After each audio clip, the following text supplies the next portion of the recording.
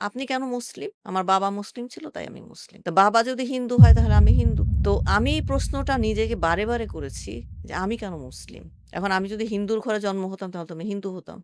এবং কোরআনে এই অন্ধবিশ্বাসকে চ্যালেঞ্জ করা হয়েছে। ভেরি আনফরচুনেটলি যারা তথাকথিত বুদ্ধিজীবী বা সুশীল সমাজের লোক তারা মুসলিমদেরকে বলে তারা হচ্ছে অন্ধবিশ্বাস করে অথবা তারা হচ্ছে ব্যাকওয়ার্ড। কিন্তু কোরআনে আল্লাহ এই জায়গাটাতেই চ্যালেঞ্জ করেছে। আল্লাহ কিন্তু আপনি যদি ইব্রাহিম আলাইহিস সালামের সাথে তার বাবার কনভারসেশন দেখেন, সেখানে ইব্রাহিম আলাইহিস সালাম বলছে যে, "তোমরা কেন এগুলার পূজা করো যারা কথা বলতে পারে না, যারা শুনে না, যারা কিছু উপকার করতে পারে না, অপকারও করতে পারে না?" তখন তার জাতির লোকরা বলল যে, "আমরা আমাদের পূর্বপুরুষদের এইরকমই করে আসতে দেখেছি।" তাহলে আমাদের অবস্থাও কিন্তু তাই। আমরা আমাদের পূর্বপুরুষদের দেখেছি যে তারা রোজা আসলে রমাদানে রোজা রাখে।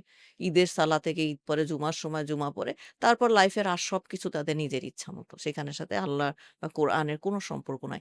তো ওই জায়গাটাতে আমরা কনফিউশনটাকে আমাদের ভেতরে আমরা লালন করেছি এবং আমরা ওটা নিয়েই হ্যাপি। আমি বলব যে তারা যদি একটা প্রশ্ন করত, "Why I am a Muslim?" কেন আমি মুসলিম? অথবা আমি মৃত্যুর পরে আমি আসলে কোথায় যাব? বা আমি কোথা থেকে আসছি? ৩ টা সিম্পল কোয়েশ্চেন। তাহলে তাদের যতই বলেন আপনি যে অ্যাগনস্টিক থাকা কিন্তু একটা খুব পেইনফুল জিনিস।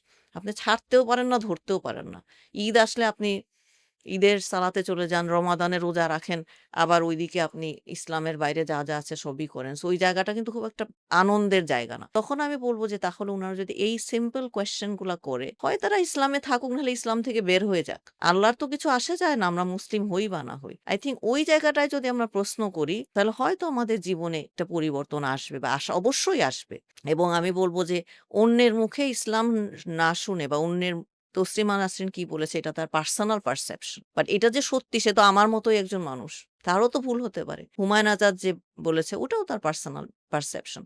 সো অন্যের মুখে আমরা যদি ইসলামকে না শুনে বা কোরআনকে টেস্ট না করে আমাদের প্রত্যেকেরই নিজেদের একবার কোরআনটা পড়া উচিত। বাংলা ভাষায় পড়েন অসুবিধা নাই। আরবি ভাষায় পড়ার দরকার নাই। দেন আমরা ওই জায়গা থেকে আমরা একটা ডিসিশন এ আসতে পারব যে ফাইন আমি যদি মনে করি কনভিন্সড দেন আমি মুসলিম হব এবং সত্যিকারের মুসলিম হব।